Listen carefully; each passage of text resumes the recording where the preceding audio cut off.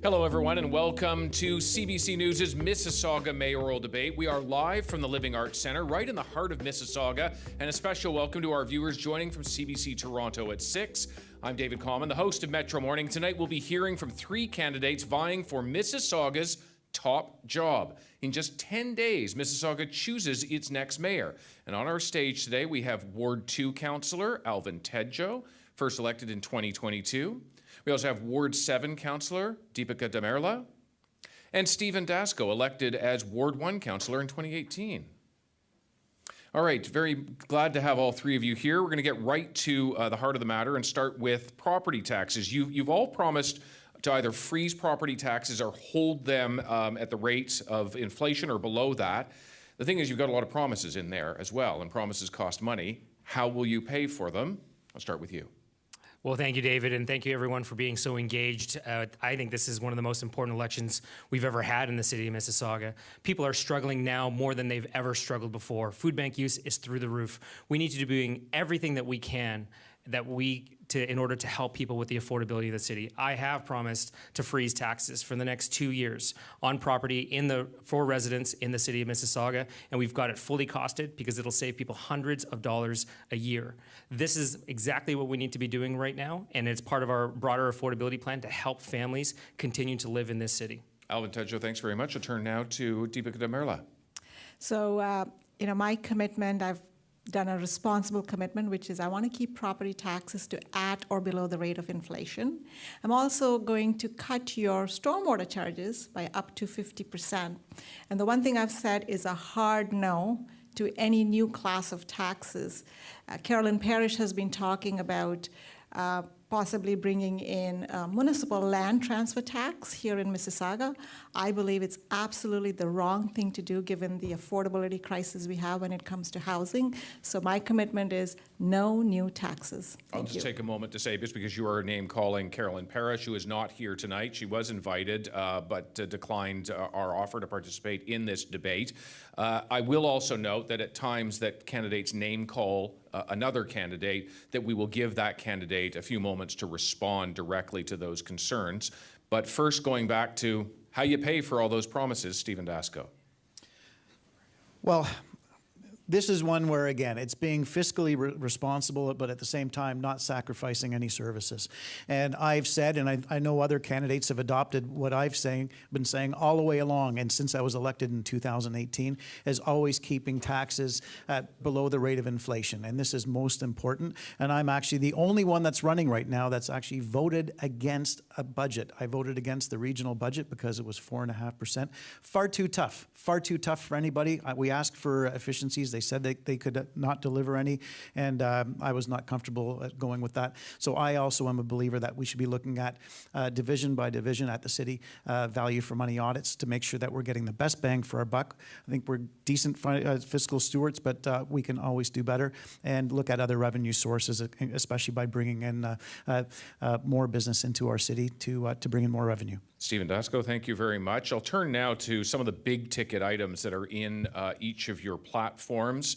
One, certainly looking at transit. And Dipika Damerla, the first question to you. Your transit plan calls for 3 new light rail lines in this city.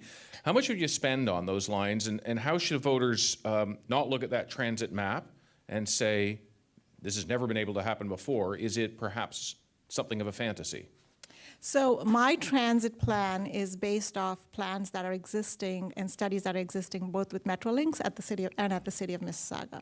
So it's a well thought out plan. And this is what I have to say. It is folly, sheer folly, to try and intensify without the transit that we deserve.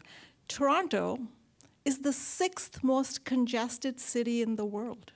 We're not the 6th most populated city, but the 6th worst congested city. I don't want that for Mississauga. If Mississauga is to grow, we have to have the transit. I've called it fast track because we have all of these on the books. It's time to fast track it. I want Mississauga to be a leader when it comes to transit. If we're going to intensify and do our share for the housing shortage, we need to build the transit, and I expect the province and the federal government to fund it. Stephen Dasko, I'm going to turn to your promise, and that is a subway line along Dundas to connect directly to Kipling Station with the TTC. You say it's long needed, but voters know subways are very expensive to put in and very often disruptive to build. Where would you find the money to actually do this? Well, first of all, we've actually been offered it twice as a city. We've turned it down. And this is the time right now. We've got a premier that always talks about building out infrastructure. This is a time to have a leader that's going to actually work with our upper levels of government. We've got money in place right now for a bus rapid transit. That would be a perfect down payment for moving forward. A different approach to boring is a cut and cover approach, which is 50% cheaper to build that. This is our opportunity to do it right now. Extend it from the Kipling Station right along Dundas out to here, Ontario, to connect with the Hazel McCallion Light Rapid Rail. This is our opportunity to do it right now. It's practical, it's doable, and on top of that, to have an infrastructure levy that would be for those that want to build along that corridor that is above what they're allowed to. 12 to 25 stories is what they're allowed. Anything above that is they should pay a levy on that that would get directly sunk into building that subway line. It's practical, it's doable, it's world-class, and Mississauga is going to be a world-class city of the future, and we have to think world-class. Alvin Tedjo, your transit plan bets big on the bus. Why would 4 rapid transit lines, bus rapid transit, be better than what your rivals are pitching? So we're way over capacity in our system right now. We've recovered completely from COVID and then some. And service is inefficient. We need to improve service, and we need to improve service right away. That means hiring more bus drivers, that means buying more buses, and that means connecting a rapid transit network to every corner of the city so we don't leave anyone behind. LRTs and subways are wonderful. Everybody wants one, but it takes decades and it takes billions of dollars. We announced the Hurontario LRT over 10 years ago, and it's still not done today. I absolutely want rapid transit. We can build bus rapid transit around the city in years, not decades. We are certainly talking about some of the serious issues that are facing this city, this big, thriving, growing city. But we also want to take some moments to just release some of the pressure. And so I have an icebreaker question, if you will. If you have a friend visiting from out of town, what is one thing that they must do when they're in Mississauga? Stephen Dasko. Well, you have to come and have to see the waterfront. The waterfront, it's a gem, it's a jewel, and I think it's probably one of the most photographed areas of the city of Mississauga is down by the lighthouse in Mississauga. Alvin, where would you send your friend to go in Mississauga? So hopefully they're coming in the summer. They're probably landing at Pearson, but everyone's seen that. But we want them to go through right here in the downtown core, Celebration Square. We've got so many phenomenal events, different cultural activities happening every single weekend during the summer, and it's the place to be. Dipika. So depends on the season. Depends on the season. If it's summer, definitely the lakefront promenade. It's lovely, and you almost feel you're out of the city. And if it's the winter, the skating rink in front of City Hall is just amazing. It's so Canadian. It's such a treat. I've spent time in all of the locations you've spoken about, so all good choices, absolutely. I'm going to take a question now from the audience, and I will go directly to you now. Hello. Hi, I'm Manuela Dacuna, a first-time voter. Newly built housing is often cited as a plan to reduce housing costs. However, the majority of new housing in Canada is not purchased by first-time homebuyers. How do you plan to confront this challenge? Okay, and I will start this time with Dipika. So, the federal government did put in a tax to discourage overseas investment. But beyond that, at a city level, we don't have the levers to, discriminate between who's buying. What I can do as mayor is build more homes, get them built faster, and try and cut the cost of construction. And that's what my housing plan does. So we need to, because if you can increase the supply of housing, hopefully the price comes down. And that's the best way what we can do at the city level to help first-time home buyers like you, Emanuela. Stephen. Well, first off, it's working with some of our other levels of government to make sure that we can welcome and bring that in. Toronto has a 20% foreign speculators tax in place, which actually generates $20 million a year. They are under the Toronto Act, and this is an opportunity right now for a new deal for Mississauga as well.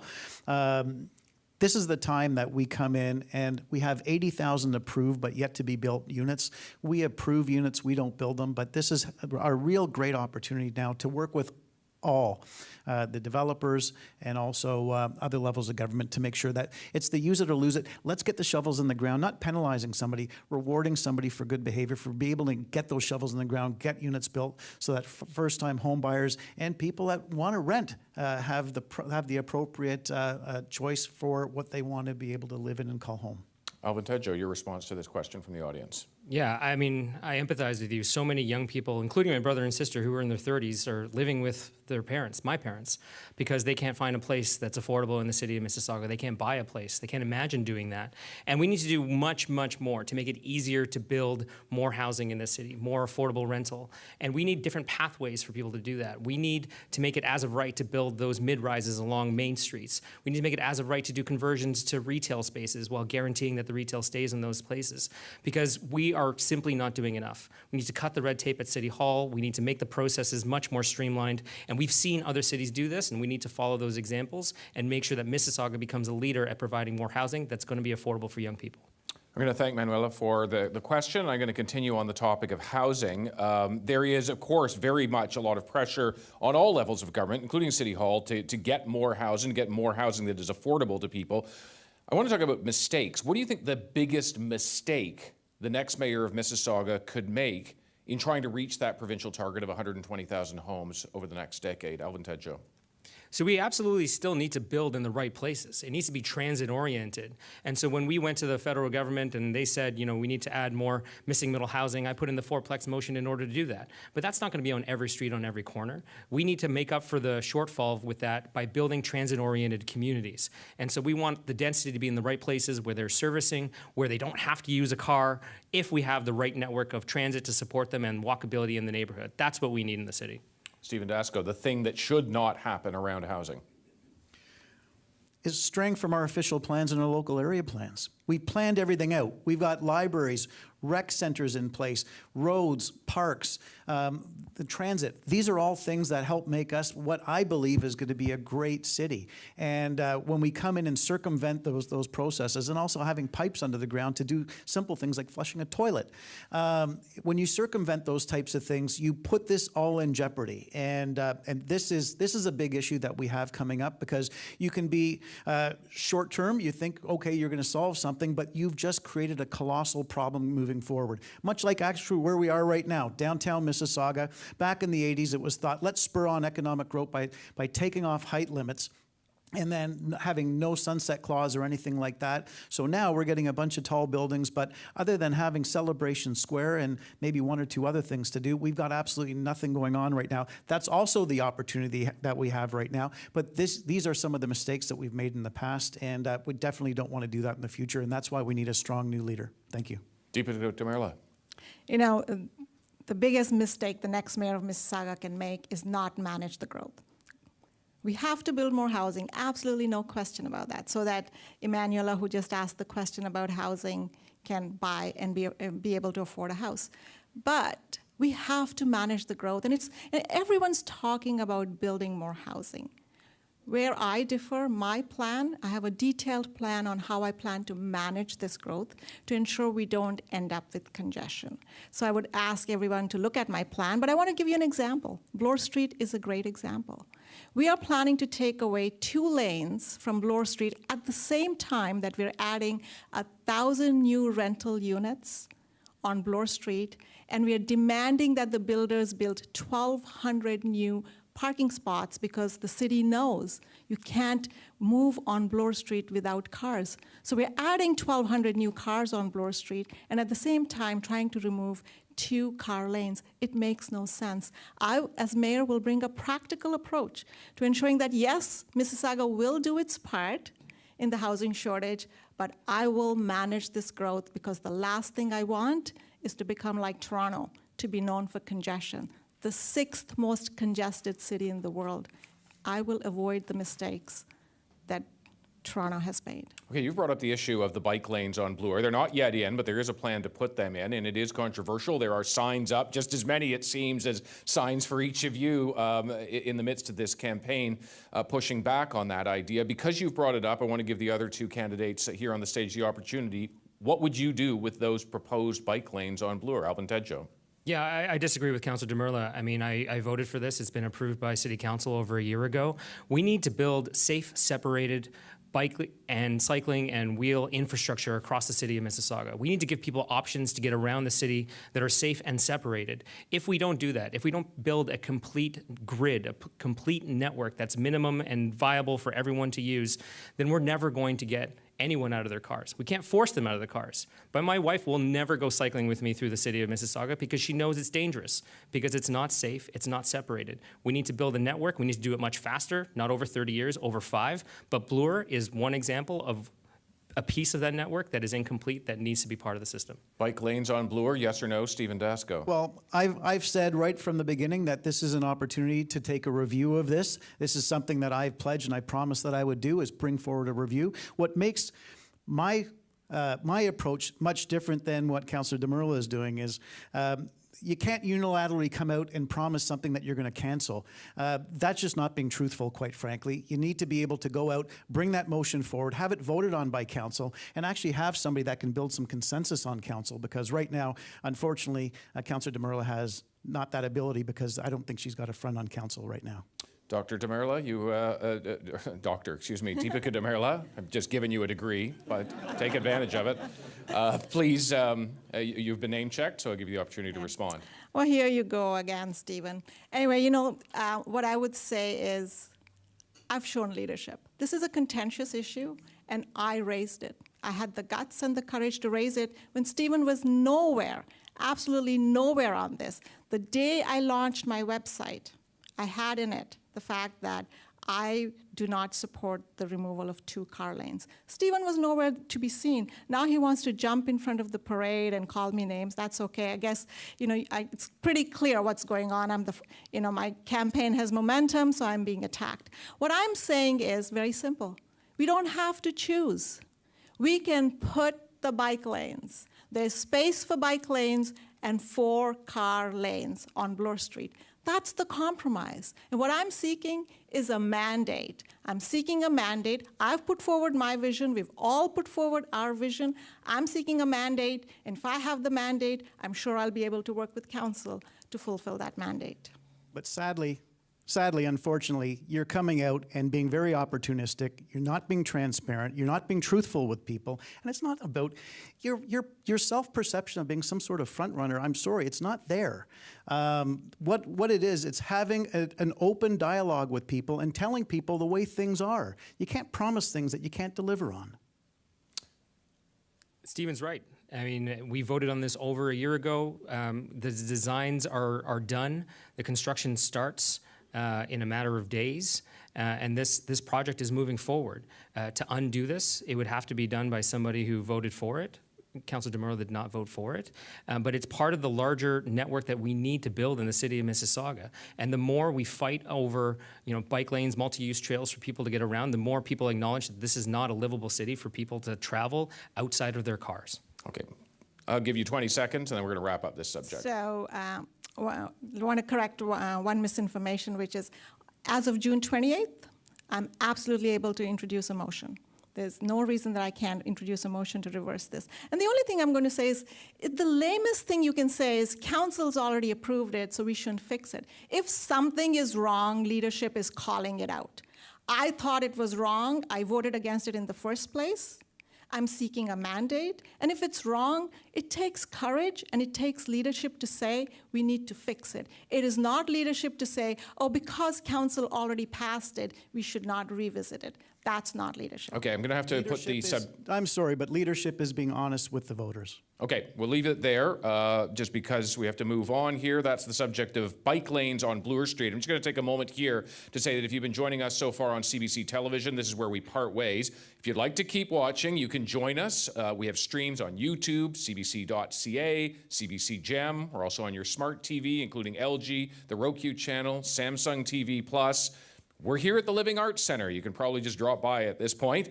Some of you have also flagged concerns about how seniors are faring. I want to talk about what your plan is to help them. Stephen Dasko, I'll begin with you. Sure. Seniors have always been a very high part of what I do now as a councillor and also going forward as mayor. I hold annual seniors fairs, for example. Also, we have something called windrow clearing for those that have that big pile of what they call concrete at the end of your driveway in the wintertime after the plow goes by. What I've brought in was I actually increased the amount of people that could actually apply for that, seniors that could apply for it. What I say is one of the things we can do for seniors is waive the fees on that. That's something I think is very important to be able to deliver on, and also have a mayor's seniors advisory council that I would be setting up and making sure that we're delivering on the seniors that on the plans that seniors want and expect. Thank you. Dipika Damerla. So I have a very detailed plan for seniors. Here's a few commitments. One is I've committed that I will make my way free for seniors. The second is a number of seniors, they meet in all of these community centers, but in the summer, they're kicked out to make room for summer camp. That's not right. So one of my commitments is that I will make sure as mayor, one of the first things is to ensure that this summer, seniors who want to meet indoors will be able to meet. The other thing that I'm proposing is a property tax deferral for low-income seniors. And what this does is it gives seniors the peace of mind that if they're not able to pay their property taxes 1 year, they can defer them without having to worry that they will lose their home. And the property tax will only be collected when the house is sold. So that's also good for the taxpayer because we are deferring it, but we are not eliminating that tax. So it doesn't go on to any other property tax bill. So I think that's a really fair way of helping out seniors without impacting the bottom line. Alvin Tedjo. I mean, it's incredibly important. We're doing everything we can to help seniors age in place in this city. My parents are seniors. Most seniors are on a fixed income. The affordability crisis is affecting them more than everyone else. Freezing their property taxes over the next 2 years will be very helpful for them, but also expanding the program that gives rebates to low-income seniors so that more low-income seniors would qualify from the city of Mississauga to get that rebate is incredibly important as well. I want to make sure that seniors have the ability to get around the city as well, and so that's why I was proud to support the motion that reduced seniors' fees on transit to $1 and free for kids. We also still need to make sure that they do have space, but we can't necessarily displace the thousands of families, including my own, who rely on our summer camps. I think it's important to provide space for seniors, but we also need to provide space for all families in this city. And we need to work with developers and builders to find more community space so that we can provide those for seniors and everybody else. Now, those seniors, of course, have kids and grandkids, people in their 20s and 30s. They're also struggling with costs, in some cases loneliness, but they aren't really seeing any tax breaks. How would you support them? And I'll go in reverse order, starting with Alvin. Yeah, so I am starting with a tax break. We're freezing property taxes. I'm the only one that's saying that we can do that. We can pay for it responsibly by using 20% of the reserve. But many of those 20 and 30-year-olds don't have, can't afford anything to have a tax break. No, absolutely. But for seniors, absolutely, this is going to support them. For everybody else, what we need to do is build more housing, right? We need to make it more affordable for them to live in this city, and we can do other things for families. We can make skating and swimming free for kids, help more families in that sense, and really focus on the affordability of the city by freezing property taxes for everyone. Dipika Damerla. There's a couple things that, the single biggest thing that a mayor can do to help with affordability is to keep property taxes affordable, but realistically, and that's my commitment, to keep property taxes affordable. Beyond that, I think at the city level, I will be looking at, can we do something when it comes to recreation? But I have to look at the numbers, and we need to do a more detailed study on that. And the third piece, the biggest piece, is let's make housing affordable. How do we do that? We need to build more homes, we need to build them faster, and we need to reduce the cost of construction. My housing plan addresses all of them. I'll just give you some quick examples. For example, I will waive the development charges for all purpose-built rentals. as an example. The second thing that I will do is I will embrace modular construction because it reduces construction time as well as construction costs. So there's a number of things that we can do. I will also reduce red tape to speed up approvals at the City of Mississauga. So every lever that I have as mayor, I will be looking at every single lever to make sure that young families can once again buy a home in Mississauga, because I believe that what's a city without young people? Stephen Dasko. Taking out a lot of the barriers that we're seeing right now is the first thing that we're looking at.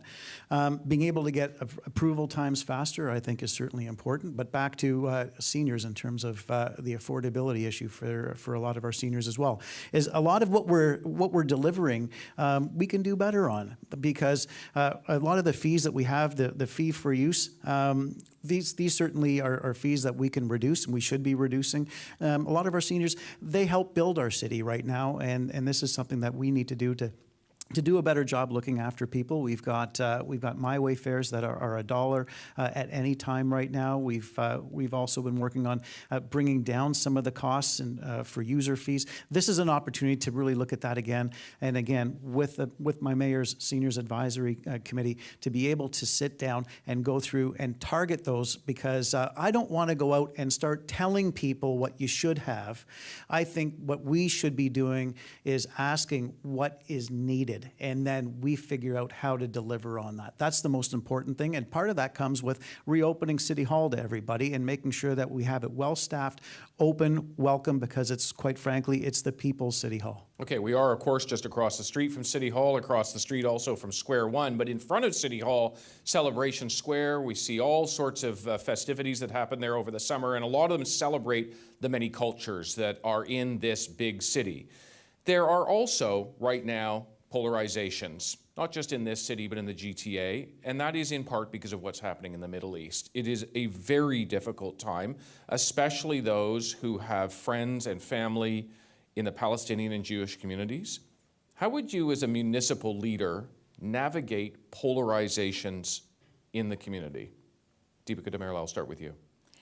You know, one of my commitments is my vision of Mississauga is a city where everybody feels like they belong. And that's a firm commitment. And that means, yes, sometimes we have difficult conversations. But I believe that the way forward is when everybody feels like they belong, there's room to have reasonable conversations. When people feel like they don't belong, that's when the polarization takes place. So I have led, I have supported motions at City Hall calling for a ceasefire. But at the same time, the Jewish community came and approached me and said they are feeling that they are not represented at City Hall. They're feeling that given the amount of anti-Semitic activities that have been happening in the city, that they wanted a seat at the Combating Racism and Discrimination Committee that we have, and they didn't have a seat. So I pushed for that. At first, council said, because of rules and procedures, we can't add another member, and I said, that's wrong. If a community is feeling like they don't belong, if the statistics are showing that they have disproportionate number of hate crimes being carried out against them, we cannot stand on rules and procedures. And so I moved forward, brought a motion forward to bring on a Jewish community member. And I have to tell you this, she's so fantastic that I think we all agreed that even without that lens, she would have been a great addition to our committee. So that's an example of how I would work with all communities. Stephen Dasko, how would you navigate polarizations in the community? We are the most incredible city right now, and a lot of people don't, I think, fully appreciate the fact that we have the entire globe right here in Mississauga.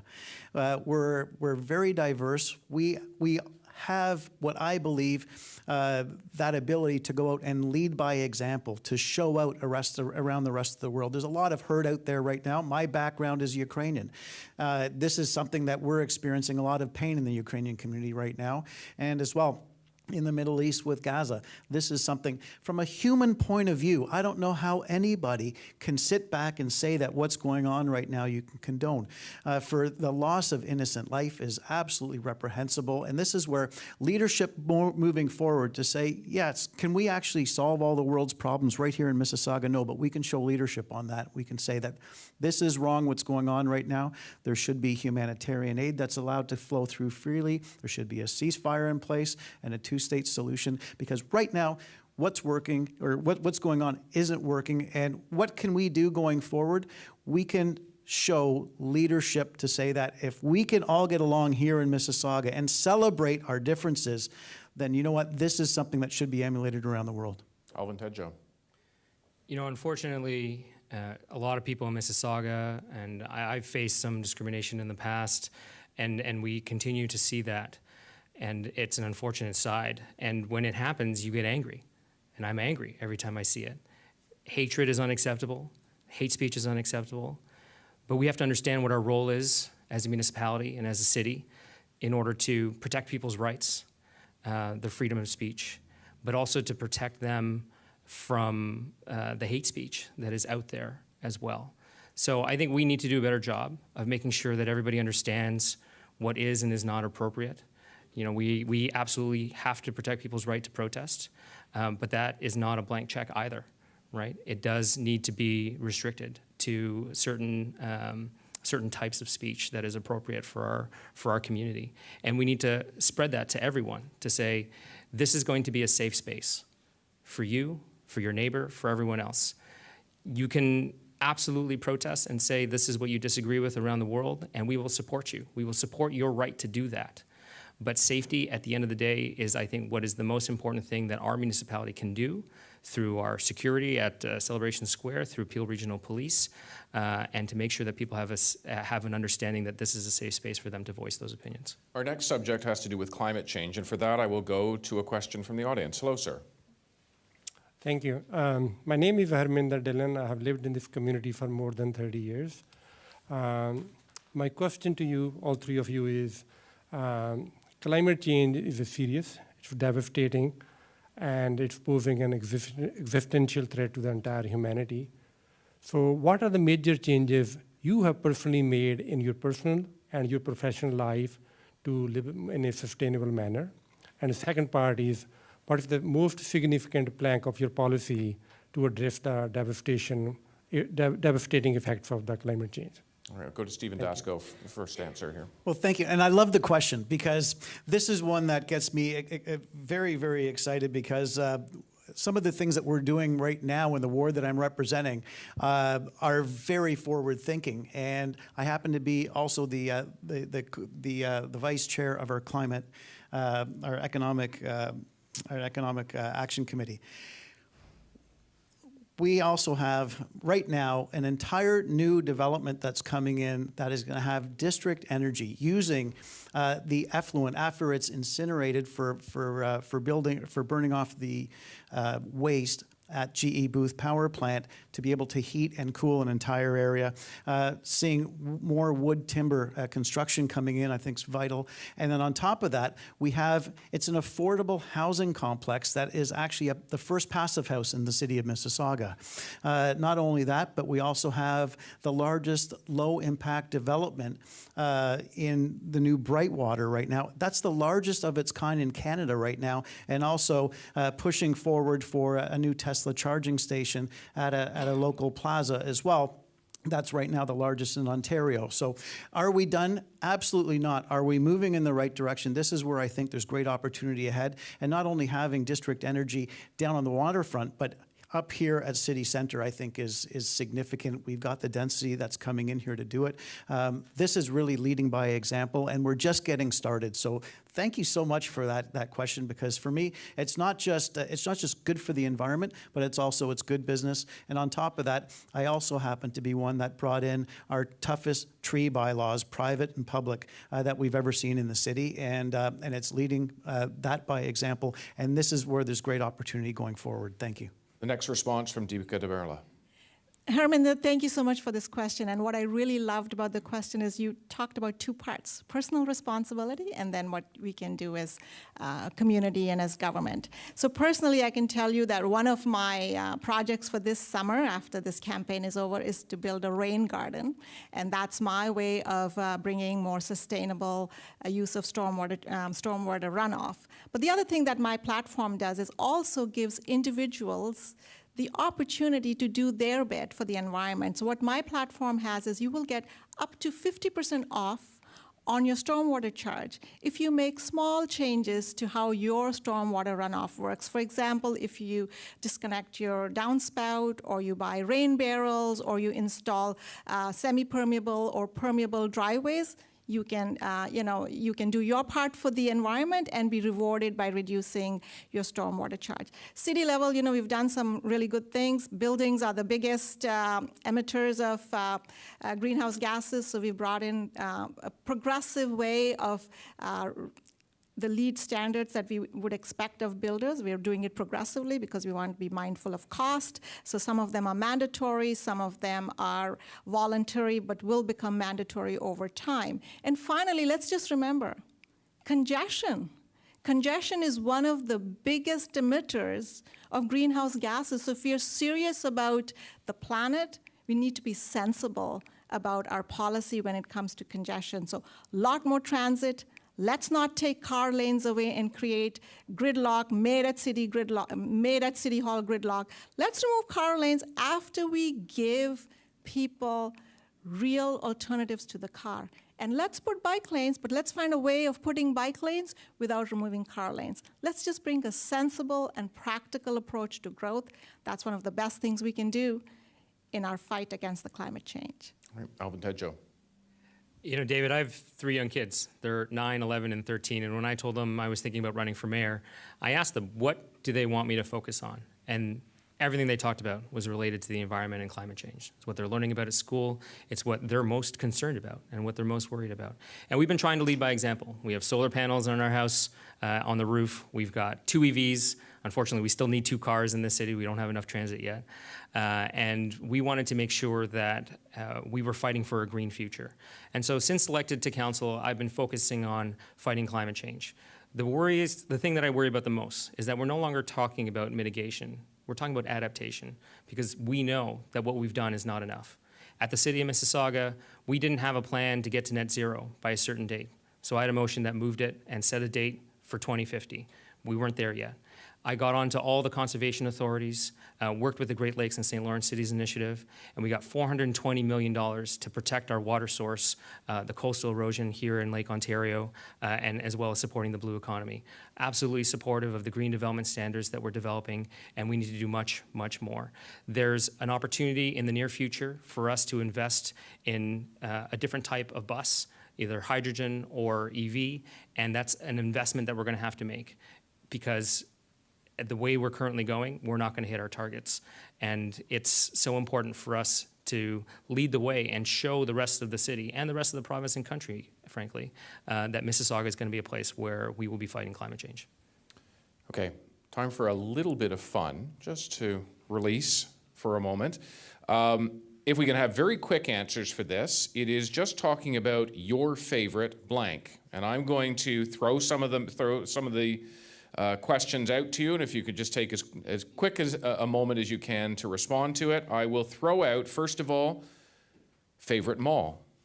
So these are like TikTok answers then, You got right? it, yeah. I grew up 5 minutes from here. I can tell you how to get around Square One like the back of my hand. Square One. Square One. We have agreement in our time, ladies and Back to gentlemen. Square One. It brings us back to square one, exactly. All right. We have to zero in on something else. Favorite GO station. Oh, definitely Clarkson. Clarkson's the second busiest station in the GTA. Cooksville. Cooksville, yeah. Port Credit. Port Credit. Okay, so we don't have total agreement there. All good stations. Where we represent, so. That's fair. That's fair, yeah. Favorite restaurant? Go to Capra's in the Clarkson Village, absolutely. Snug Harbor, that's where Andrew, who's here, my partner, and I had our first date. Okay, nice answer, yeah. I can't name a favorite. There's just too many restaurants. And like I could name a favorite, probably my top 5, just like Mississauga might do, but there's just far too many to name just one. Okay, last one in our favorites. Favorite green space? Go to Jack Darling Park and Rattray Marsh. They're connected to each other. They're right on the waterfront. The Calhoun Trail, you can forget you're in the city. Actually, canoeing and or kayaking down the Credit River. Okay, all lovely options. Very good. Let's turn to the question of Peel Region. Should Mississauga be in Peel Region or not? Stephen Dasko, I'll start with you. Well, that decision has made a bit of a change in course, but could we have gone on our own? Yes, we could have. The concern was the timeline for Mississauga. I did not want to see on social services that anybody would fall through any cracks and that any services would be less delivered. And quite frankly, the employees of Peel feeling jeopardized as well. But could we go on our own? Yes, we could go on our own. I'm so thrilled that we've got roads that have been taken down to us. That is really a huge one for us to make sure that roads are no longer at the region, that they come down to the municipalities. And also that we're getting planning as a single tier. I think that's vital to be able to get things through the system faster without that red tape and bureaucracy. And then we're going to see what happens, because that's now getting dictated to us in terms of what we're going to see. But that's also having a full-time mayor, having a mayor that's going to roll up their sleeves, focus on the details to make sure that we get the very best deal for Mississauga. Alvin Tedjo. Yeah, absolutely. I mean, I think separating the region from the city is the right thing to do. It's still the right thing to do. Stephen's right. The 4 services that are getting downloaded are going to be good for the city, good for the taxpayer. But the work that the region does is so important, especially around housing. They deliver all our social housing. They are the housing provider for the area. Same with social services. They deliver all those social services from ODSP, Ontario Works, mental health supports. All of that is done through the region of Peel, which is fine. They do a fantastic job. But what we wanted was services that we can control in Mississauga to help people in Mississauga. These issues are so important that we want to be able to control them and directly support the residents of the city. And I think it's unfortunate that the Premier reversed his decision, but we will prove, just like every other city of almost 1 million people, that we're able to stand on our own 2 feet, and we'll be able to do it better than it is. Dipika Damerla. We're Ontario's 3rd largest city, 2nd largest economy. Absolutely, we should be able to stand on our own 2 feet. And let's face it, we are 55% of the region of Peel's population, but we pay almost 65% of the region of Peel's property taxes. So there's an imbalance there. So yes, I think independence, that would have been my preference, but it's not our decision to make. It's the province of Ontario's. What we have really landed in is what I call partial divorce. So we're going to get roads, as you've heard, and planning, and garbage collection, and then water treatment might be spun off separately. But we're going to get these 3, what I call within the wheelhouse of a municipality. I mean, we are big enough to be able to collect our own garbage, for heaven's sake. So I am really, really pleased that these services are coming down. It means the money we send to the region of Peel is going to reduce by some. I'm actually quite okay that the paramedics and the policing and some of the social services are still at the region of Peel. I think they do a good job. And most importantly, we don't have a lot of duplication there. So I think we've landed in a good place. And as mayor, my job would be to demonstrate that these services that have come down, we can deliver them, and we can deliver them efficiently, because that sets the stage to see if there's more savings to be had, more duplication to be reduced. So I think we're in a really good spot right now. I'm happy. I want to talk about auto theft. Tomorrow morning, someone, probably more than just someone, in this city is going to wake up and their car's not going to be where they left it. Peel Regional Police, I've spent a fair bit of time out with them and seeing the ways in which they are adding resources to this, and yet the rates are still very, very significant. How would you augment that? Dipika Damerla. So, when it comes to auto theft, we really have to look at, I always think of it as you have to plug the hole. You can't just be bailing the water out of a boat. And so what are the holes we need to plug when it comes to auto theft? The first thing is we need to secure the 2 ports from which the stolen goods go.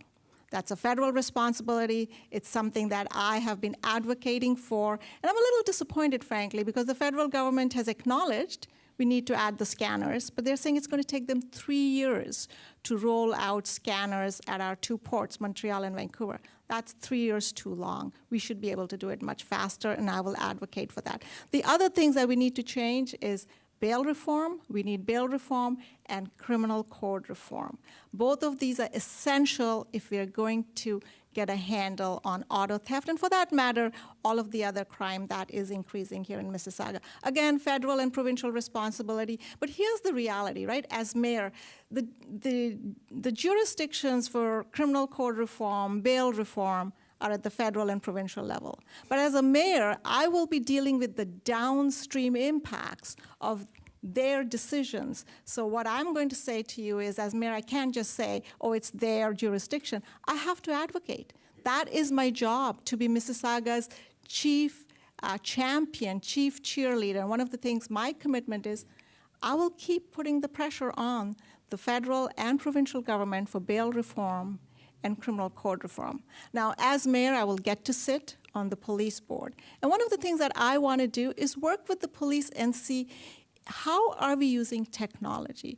Are we using technology to the best of our ability to tackle crime? Because I read a lot and I have some ideas. Obviously, I'm not an expert, but I'm really, really looking forward to the opportunity to sit down with the police and understand, what are your constraints? And how can we help you? And how can we use technology? It cannot always be just about more funding.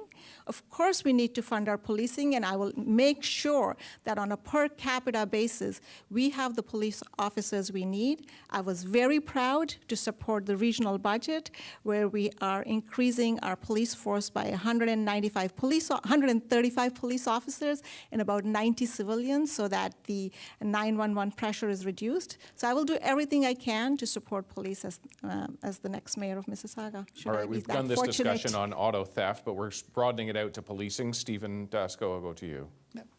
Well, the first 3 months of the year, we had 1,400 cars stolen. It's unacceptable that anybody should be looking out their front window before they go to bed to see if the car's still there.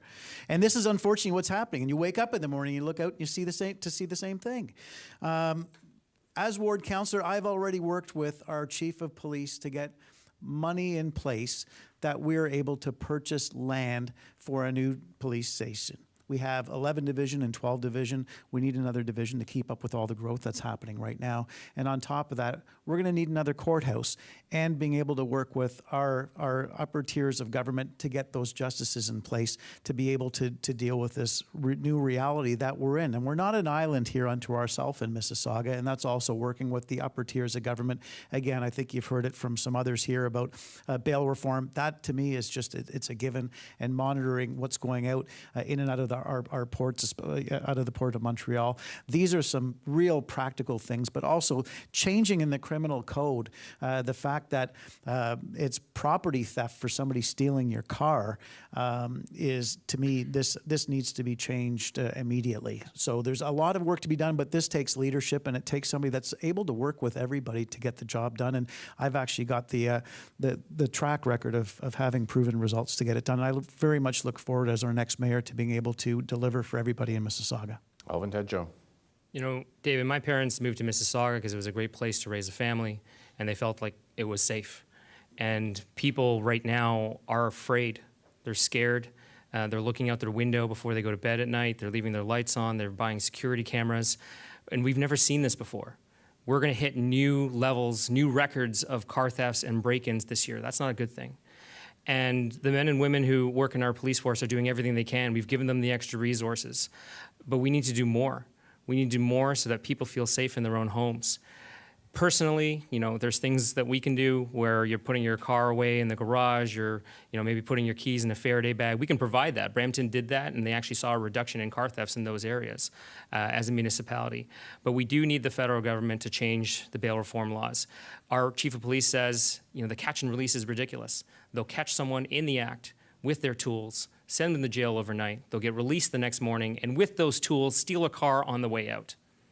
These are real stories. Now, the federal government also did announce that they were going to do a scanner here in the region, and that's good.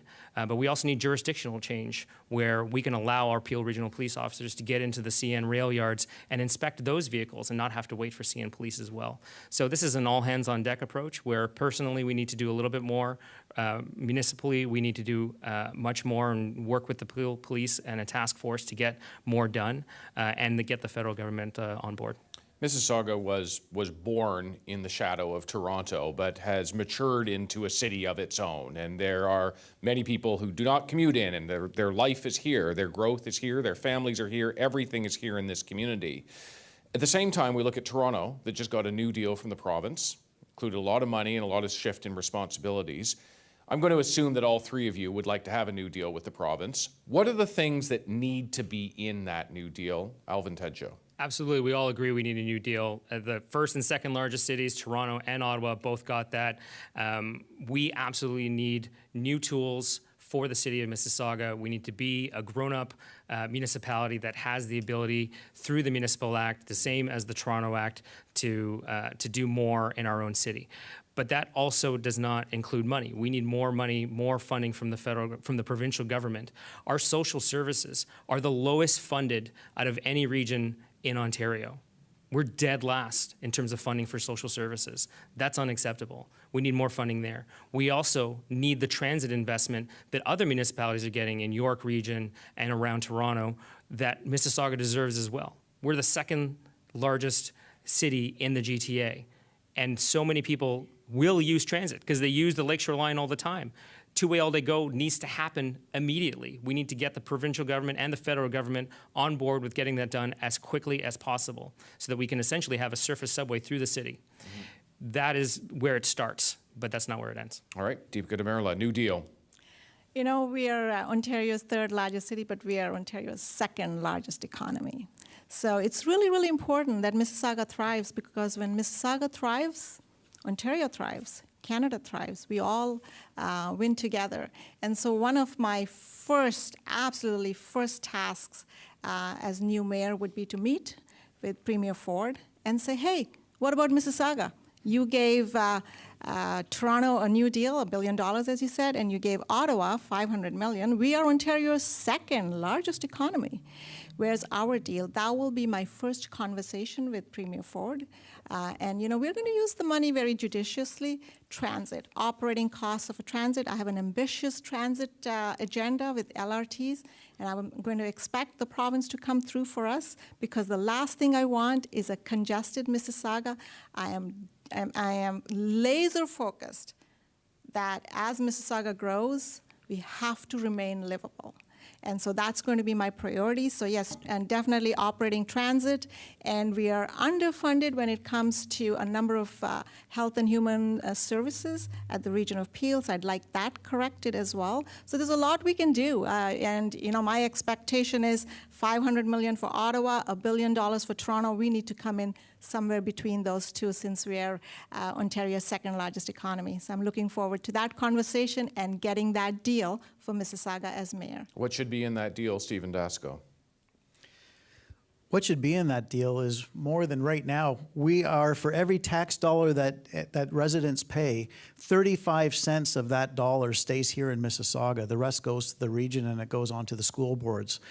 This is the opportunity right now to have somebody that's going to come in and update that. The last time we did that was in the early 80s. And we fast forward, we've got costs that have gone through the roof in terms of building, capital costs, operational costs, what the expectations are after downloading onto the city and the region. And this is the time. We started Fair Share for Peel back in the 90s, and it just took a report, a very sobering report from Metamorphosis Group recently to realize where things are right now and are not, and where that discrepancy is. So here's an incredible opportunity right now, because we're hearing from the federal government and the province that we're to take more density, we're to build. Here's the great opportunity to have partners, not getting told or having these fights going on. It's having partners to be able to row in the same direction so that we can get true changes done, do real great city building, and this is the opportunity to do it. And I think the appetite's there. It's we're all in these different silos, and you need somebody to bring everybody together to make sure that we get the deal done. All right, many debates have closing statements. This is not one of them, but this is the final question that I'm coming to right now. And it has to do with voter turnout, which was basically 1 in 5 people showed up to vote in the last mayoral election. What is your pitch to Mississauga's voters to get out and vote this time, and specifically for you? And I'll go in the opposite order, Stephen Dasko. This is the most important election I believe we are going to ever have in the city of Mississauga. It's that course of where we're going for our next 50 years.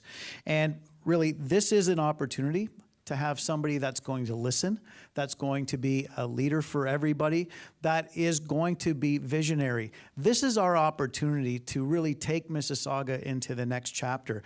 Having people coming out and participating has never been more important. And yes, coming up over 21%, we have to do it because this is just, I cannot begin to express how passionate I am about our city, how much I know that we have greatness in us, and it's pulling everybody in and saying, you know what, your voice matters. I love to get that participation. As I am right now, I've had over 500 community consultations since I've been elected in 2018 because your voice matters. And that's what I'm going to carry forward to being for the rest of our city moving forward as the mayor. And so if you want to find out more, again, just go to daskoformayor.com. You can find out more there. And please come out on June the 10th and vote. Vote so important. Why should Mississaugans get out and vote, Dipika Damerla? I'm just going to take the opportunity to just stand up. The polls show that it is a close race between Carolyn Parrish and me, and we couldn't be more different. I will be the mayor Mississauga needs. I will build a Mississauga where everybody feels like they belong. I came to this country as a young woman with a bunch of dreams, really full of dreams and no plan, but an unshakable faith that Canada would provide me the opportunity to get ahead. And I want to provide this opportunity to my daughter and the next generation. So the Mississauga I want to build is one where ordinary people can get ahead, because I believe that the greatest cities are not the ones with the tallest skyscrapers or the biggest museums. I believe that the greatest cities are those where everyday people have the faith that if they work hard, they can build a better life for themselves and their kids. That's the Mississauga I want. That's why I'm running to be your mayor. Thank you. Last word in this debate, then, other than to me, we'll go to Alvin Tedjo. Well, thank you, David, and thank you to everyone here and everybody watching at home, because this is where it starts. It starts by watching, paying attention, learning about the plans. I think we need to be respectful of people's choice. People are going to make a choice. So contrary to what my colleague just said, I think people do have a real choice in this election of what they want to see for the future of their city. And I'm incredibly invested in this city. I've been here since I was 4 years old. My parents are seniors aging in this city. I have 3 young kids. And I want to see a future city that they can live in. I want them to do what I was able to do, which is live in the community I grew up in. And that's not possible right now. We don't have enough housing. We don't have enough affordability. I'm the only one talking about freezing taxes to help people. That means everyone else wants to raise taxes. I'm the only one that hasn't been here for decades working in politics, but instead have been an advocate for people, for families, for parents, and got real results delivered for them by expanding parental leave and childcare and tuition. And I want to do that for our community. I want to do that for our community to make sure that we have the most affordable and livable community anywhere in Canada, because we deserve it. We deserve nice things. We can have nice things. We're not a second thought to Toronto. We're the largest city outside of Toronto in the GTA, and we can have nice things, and we should get them. And so that means that we need to believe in ourselves, and we need to be ambitious for ourselves. And I believe we can build better transit. I believe we can build more affordable housing. I believe we can build a better city for everyone that people can afford to live in. And people have a real choice that they can make on June 10th and I would appreciate their support. Thank you very much. The final 2 weeks of any political campaign are always very busy ones, so I do want to thank the three candidates for their time tonight, Alvin Tedjo, Dipika Damerla, and Stephen Dasko. And I also want to thank everybody who's in the room here at Mississauga's Living Arts Centre for coming down. These are the candidates, of course, for Mayor of Mississauga, among many who are on the ballot. We at CBC News have daily coverage of this by-election and a list of all the candidates on our website, which is at cbc.ca/Toronto. Advance voting in the Mississauga by-election began last weekend. It continues this weekend, so that's June 1st and 2nd. It's at specific locations. You can find it on the City of Mississauga website. And the actual by-election day, the main day, is June 10th. That is the day Mississauga will choose its next mayor. I'm David Common. Thank you very much to everybody in the room and to everybody out there streaming and watching. We appreciate your time, and we'll leave it there.